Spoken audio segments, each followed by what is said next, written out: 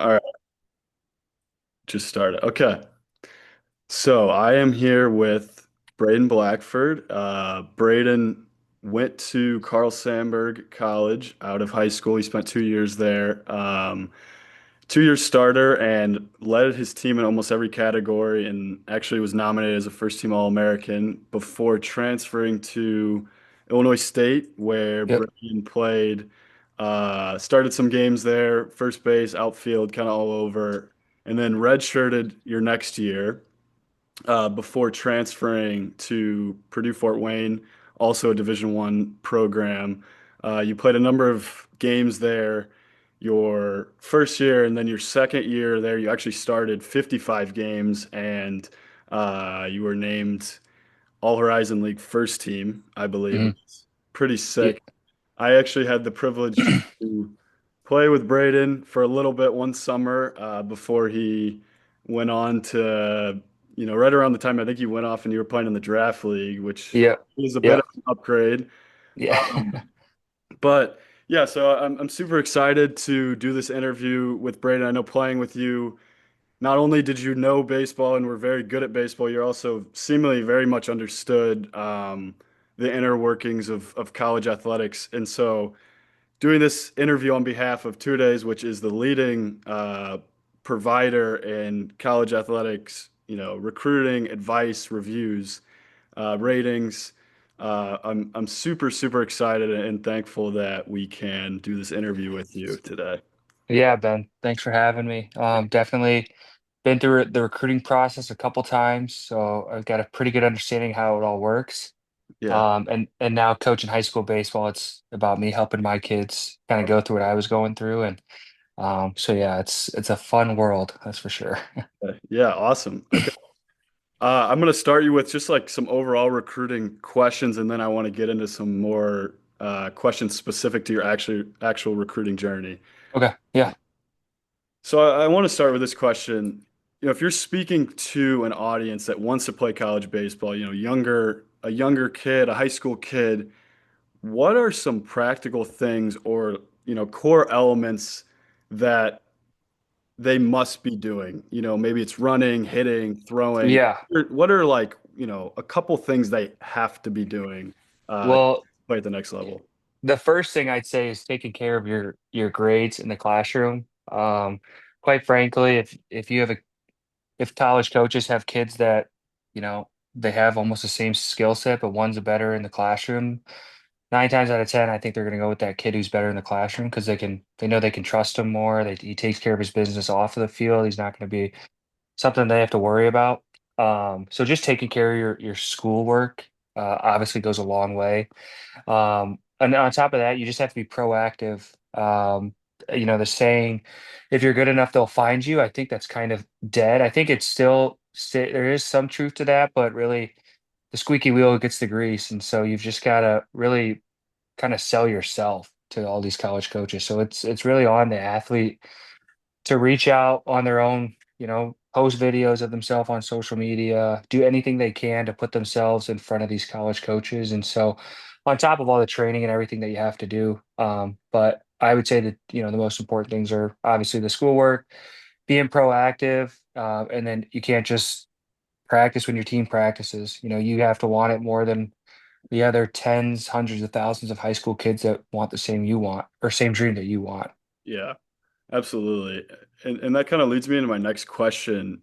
In this age where there's so many showcases, there's so many travel teams, there's ID camps, how can recruits actually figure out what's actually worth their time and money? Or can they, or is it as simple as, I could go out and do something affordable in my yard, make a 2 minute video and pump out a bunch of emails? Or Mhm. is there a recipe that you view? And I know that might be an unanswerable question, but yeah. Yeah, honestly, it really comes down to you looking in the mirror and just being honest with yourself. Do I look like a Division 1 baseball player? Like, is it worth whatever the amount of money is for myself or my parents to go to a camp like this and spend all the money? If you're not a guy that's throwing harder than everybody else in your school or in your area, and you're not the fastest and you don't hit it the hardest, uh, at the end of the day, quite frankly, it's probably not in your best interest to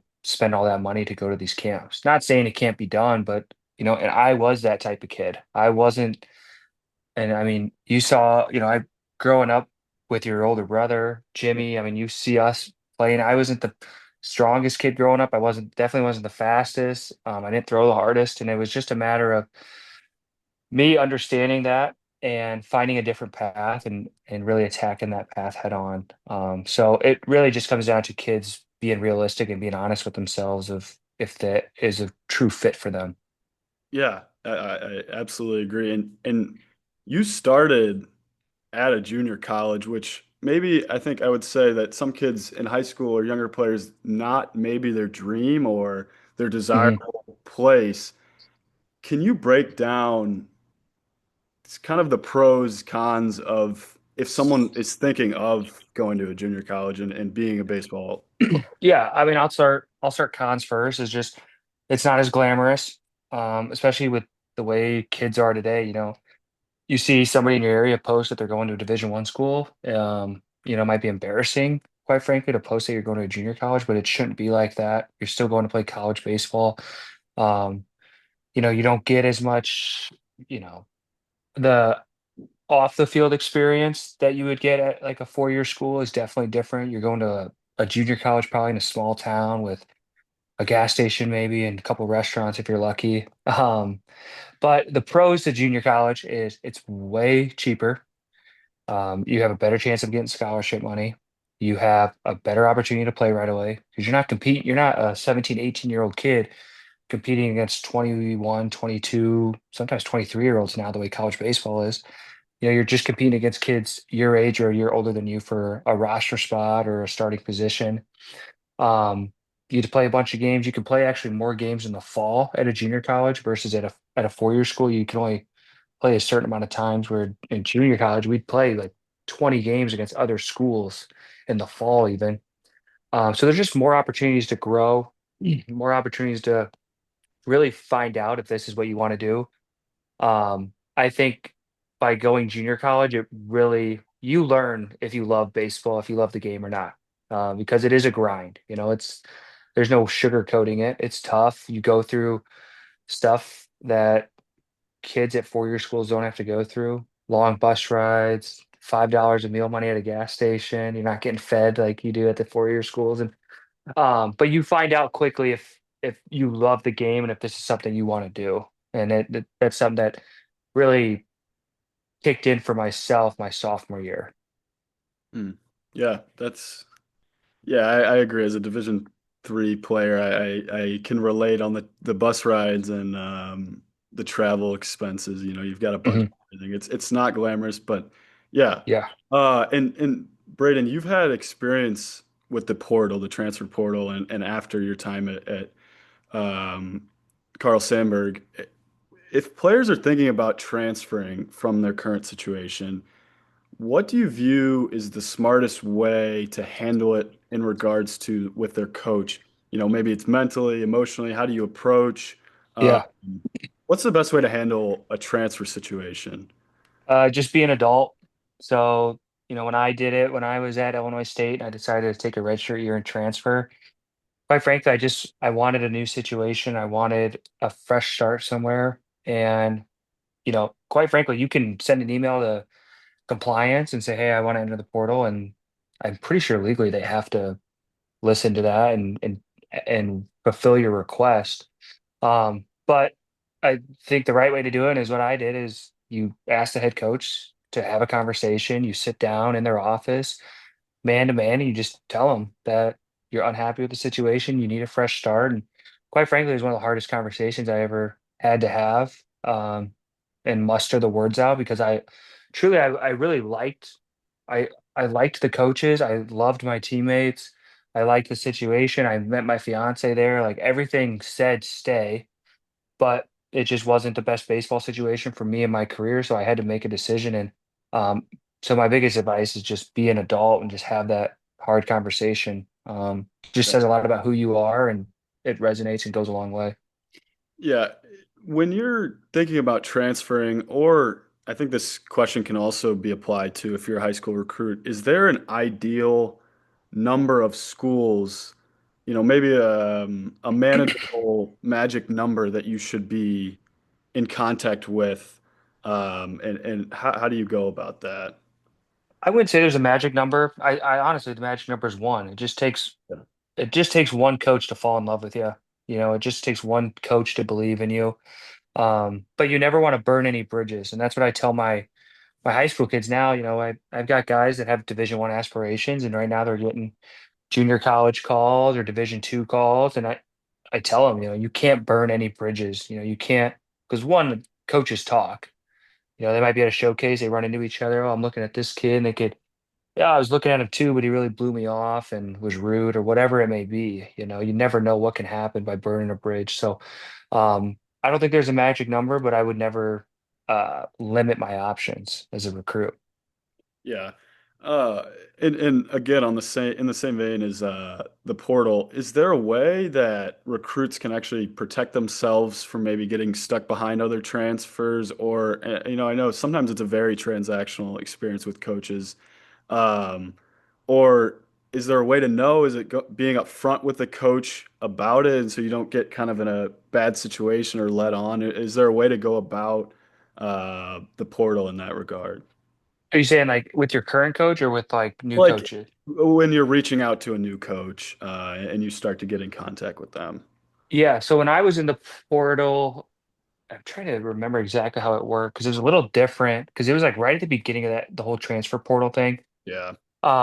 It's more your name's out there and you're just waiting for phone calls. Mm. Now, you know, I might have posted a video saying that I was in the portal. I don't really know. I don't think I did, thinking back. So you're really just waiting for phone calls, waiting for the phone to ring. You have no idea who's calling you. I remember I was working out and I got a phone call from a Hawaii area code. And I was like, oh my God, like this could be because there's not a lot of colleges in Hawaii. And it ended up being like a small NAIA school in Iowa that the coach was from Hawaii. So that's why I had the area code. So you're just honestly, you sit around and you just wait for the phone to ring. And again, you don't burn any bridges. You take every phone call and because you never know what can happen or what opportunities might not be there in the future. Yeah. Cool. Also, you redshirted for a year. What should a high school player or anyone looking to redshirt know about redshirting before they're on campus? And when is it a smart move? When is it not? Uh, Yeah. So I took the red shirt because if I would not have taken the red shirt, this was back when the portal, if you transferred, you had to sit out a year. mhm, So by me taking a redshirt year, that was like my sit out year mhm. because didn't know if I was going to play a lot and I didn't want to burn my a year of eligibility. So that's why I took it. And so as like an incoming guy, a freshman going to like a 4-year school and they're thinking about redshirting, um, I think there's so many benefits for it. You know, you're going to save your year of eligibility. You can get bigger, stronger, faster to put yourself in a better position to play, at a high level the next year. And because the game moves so fast, it's so much faster than the high school game. And having that year of redshirt, it lets you just be around it, learn, take everything in and just put yourself in a better position rather than maybe getting 5, 10 at bats, burning your eligibility, probably not having much success. So it could, hinder your confidence in whatever it may be. Um, and I don't want kids to think redshirting is like a demotion. If you're a 17, 18-year-old kid and they ask you to redshirt because they've got a 21-year-old draft prospect in front of you, like you're not playing over that guy anyways, Yeah. make the most of your situation. And so that's what the benefits of redshirting do. Yeah, and another element of redshirting is injury, and Mhm. I know you dealt with injury here and there, Yeah. and I feel like injury is often usually the first major challenge a college athlete or just a young athlete can run into, and can really set you back in terms of confidence and just overall well-being when you're not out there getting to play. What would you say to an athlete who has experienced their first injury, and how to overcome that, how to become remain mentally sane and move along. Yeah. It can always be worse. That was my philosophy. So COVID hit when I was at Illinois State. So that year got cut short. The next year is the year I took the red shirt. So now I basically didn't get to play for 2 years. I transferred to Purdue Fort Wayne. After like the second weekend, I started to get pain in my back. Try and play through it, just gets worse and worse. Finally get MRIs and CT scans, and I had three stress fractures in my low back. So back was broke, had to sit the rest of the year. I actually played 2 games too many to get a medical red shirt. So I burned that year of eligibility, which sucked. But there I was at a crossroads. I could have just rehabbed and quit because I had my undergrad. I could have just ended my career. But I just kept kind of glass half full. It could always be worse, whatever. Just kind of tell myself that still thankful to be able to walk, whatever, because there's obviously people in less fortunate situations. So I'm a big glass half full guy. Just try, you got to find positives in any situation. And so I used it as a year to be around the coaching staff a lot, learn more about the game. And now it really showed me that I want to coach, when I'm done playing. And that's what I'm the head coach now of the high school and absolutely love it. And so that was a positive that I was able to find in that situation. Yeah, cool. Now I want to move quickly to just a little bit about NIL. First, did Yeah. you have any experience with NIL? Yeah. I had one little NIL deal. Okay. Again, being a mid-major guy, it was just a baseball like clothing brand called Five Tool Player. And if I'd send my code out to friends and family if they ordered some shirts and stuff, I got a little discount. I think I made $200 from the whole thing. So it's nothing like what it is now with these some Yeah. of these deals these guys are signing. Yeah, I was gonna say I also looked and I think I saw you were maybe affiliated with Liquid IV, or is that Oh not? yeah, I did have Liquid IV at one point. Yeah, I got a bunch of free Liquid IV for posting on my Instagram story and stuff. Yeah. Yeah, NIL. I won't go down the NIL rabbit hole as much then if it wasn't as big of a part. I was gonna ask if high school recruits if they should really focus on the school or the money, but maybe that's a question. I I mean, 100%, I think the school, and that's something that I've actually been really impressed with the kids that I'm coaching. Just, you know, I talked to, hey, I got a call from this school. Oh, what do you think? Well, I want to go for, you know, bio biochemical engineering, and they don't offer it, so I don't even want to talk to the coach. And so it's like, I think there are kids that know like baseball isn't going to last forever, and I need to look at my career. So, because you don't want to be put in a situation where you're just taking gen ed because you just want to play. Baseball's not going to last forever. It's just the reality of it. yeah.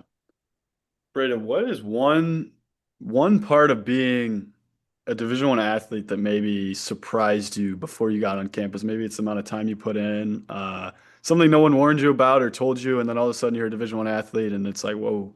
Um, yeah. Mm. What's one thing that surprised you most?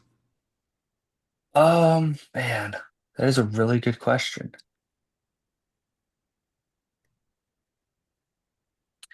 Um, I would say, I mean, the workouts are what you expect. They suck. They're brutal.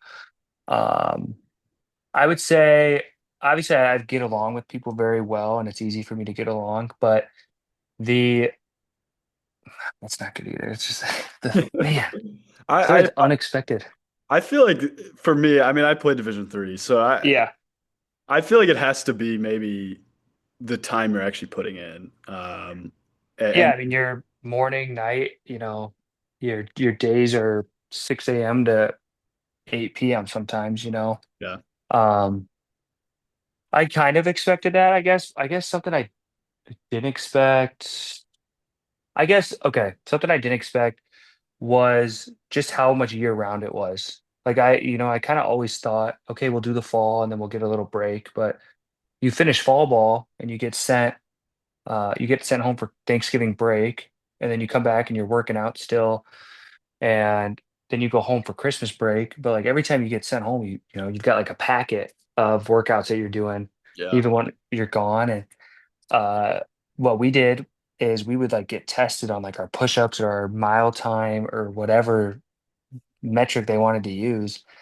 And when we came back home or back to campus after break, you had to beat or match, whatever you tested before so they could hold you accountable to working out when you're not in front of the coach's staff and stuff like that. So yeah, I mean, it is even just off campus how much work you're putting in Yeah. to be successful. Yeah, absolutely. I think that has to be a huge part of it. And Braden, you said earlier you were working your coach, and Mhm.